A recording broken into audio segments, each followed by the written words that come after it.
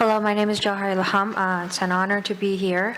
My father, Ilham Tohti, is a well-known economist, scholar, and academic. But today he's in a Chinese prison because he chose to speak out about what he believes are basic, essential human rights. The right to believe what you believe, the right to worship the way you want to worship, the right to think what you want to think. For him, the solution was very simple: to engage the Chinese government in conversation about working with Uyghur people in a peaceful, nonviolent, and instructive way. The Chinese government was not interested in having conversations about working on the tensions building in the Uyghur region with a Uyghur scholar like my father. Instead, they labeled him a separatist and locked him in solitary confinement for empowering the very people the Chinese government wanted to control.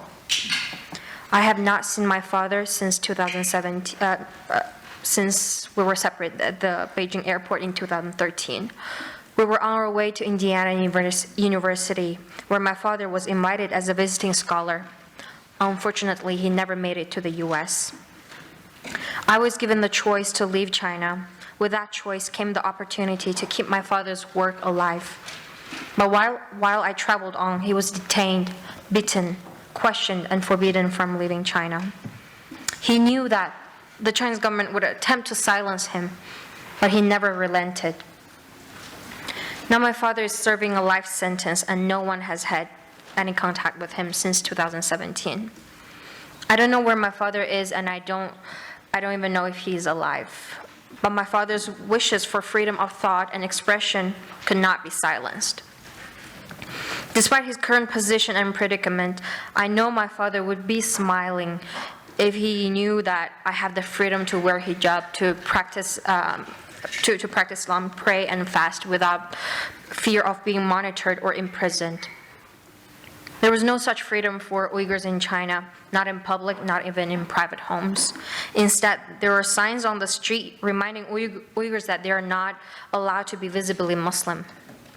The street signs featured Muslim faces, women in hijab or men with long beards, inside a red circle with a slash across the face. The message in Chinese is, extremism is not allowed. It is under this false label of extremism that the government has put 1 million Uyghur people, probably more, into concentration camps, where Uyghurs are forced to give up their religion, language, and culture, where people are tortured and some have died. This is how the Chinese government justifies tearing family apart, putting so many innocent people into camps. Outside of these camps, they're monitored and tracked using high-tech surveillance. Chinese officials conduct intrusive homestays, looking for signs of religious practice. Beijing claims it's training unskilled Uyghurs to be productive workers. Medical doctors and university scholars, professors, they do not need vocational training like that. Beijing also claims it's fighting separatism.